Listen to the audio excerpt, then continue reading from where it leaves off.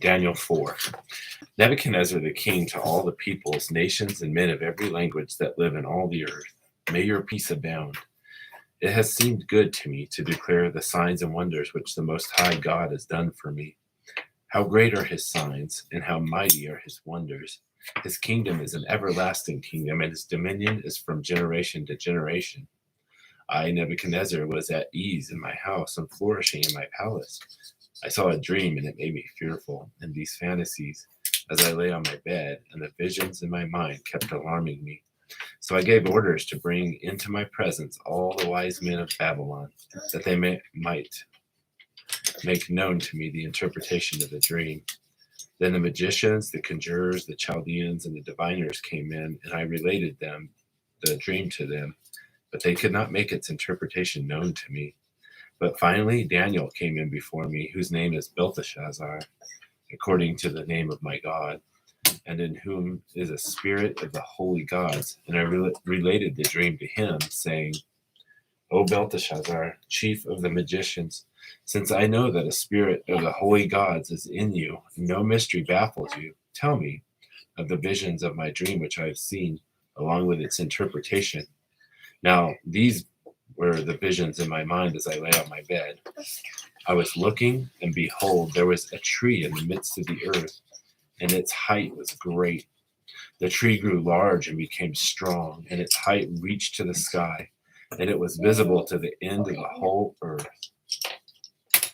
Its foliage was beautiful, and its fruit abundant, and in it was food for all. The beasts of the field found shade under it, and the birds of the sky dwelt in its branches, and all the living creatures fed themselves from it. I was looking in the visions in my mind as I lay in my bed, and behold, an angelic watcher, a holy one, descended from heaven. He shouted out and spoke as follows: Chop down the tree and cut off its branches, strip off its foliage and scatter its fruit. Let the beast flee from under it, and the birds from its branches. Yet leave the stump with its roots in the ground, and with a band of iron and bronze around it, in the new grass in the field, and let him be drenched with the dew of heaven, and let him share with the beast and the grass of the earth. Let his mind be changed from that of a man, and let a beast's mind be given to him, and let 7 periods of time pass over him. This sentence is by the decree of the angelic watchers, and the decision is a command of the holy ones. Daddy, she's making me stop drawing.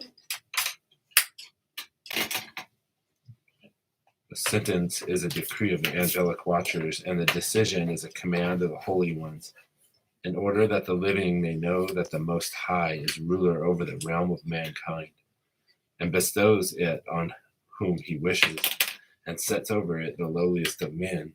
This is the dream which I, Nebuchadnezzar, have seen. Now you, Belteshazzar, tell me its interpretation, inasmuch as none of the wise men of my kingdom is able to make known to me the interpretation, but you are able, for a spirit of the holy gods is in you. Then Daniel, whose name is Belteshazzar, was appalled for a while as his thoughts alarmed him. The king responded and said to Belteshazzar, Do not let the dream or its interpretation alarm you. Belteshazzar answered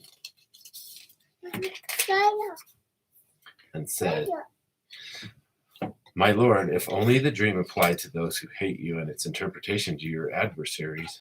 The tree that you saw, which became large and grew strong, whose height reached to the sky and was visible to all the earth, and whose foliage was beautiful and its fruit abundant, and in which was food for all, under which the beasts of the field dwelt, and whose branches the birds of the sky lodged. It is you, O king, for you have become great and grown strong, and your majesty has become great and reached to the sky, and your dominion to the end of the earth. And in that the king saw an angelic watcher, a holy one, descending from heaven and saying, Chop down the tree and destroy it, yet leave the stump with its roots in the ground, but with a band of iron and bronze around it, in the new grass of the field, and let him be drenched with the dew of heaven, and let him share with the beasts of the field until 7 periods of time pass over him. This is the interpretation.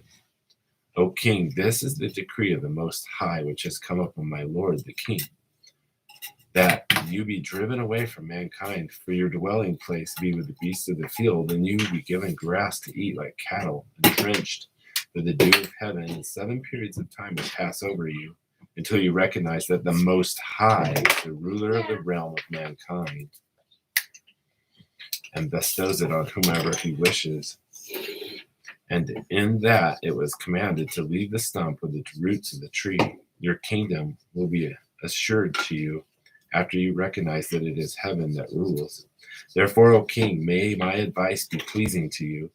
Break away now from your sins by doing righteousness, and from your iniquities by showing mercy to the poor, in case there may be a prolonging of your prosperity. All this happened to Nebuchadnezzar the king. 12 months later, he was walking on the roof of the royal palace of Babylon.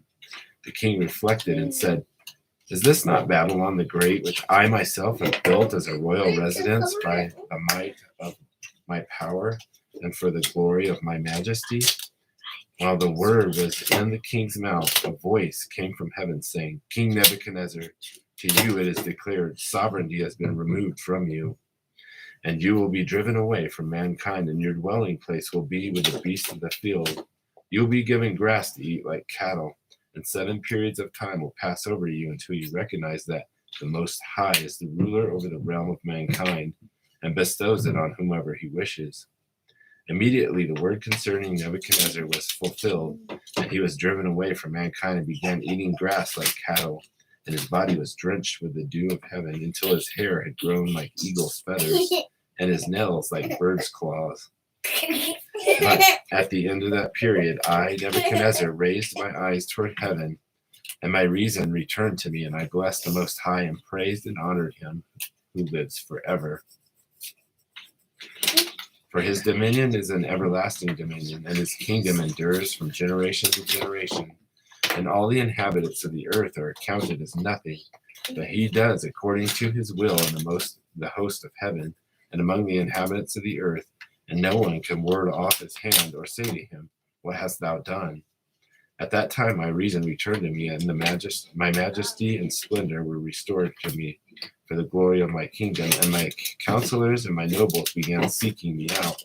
So I was reestablished in my sovereignty, and surpassing greatness was added to me.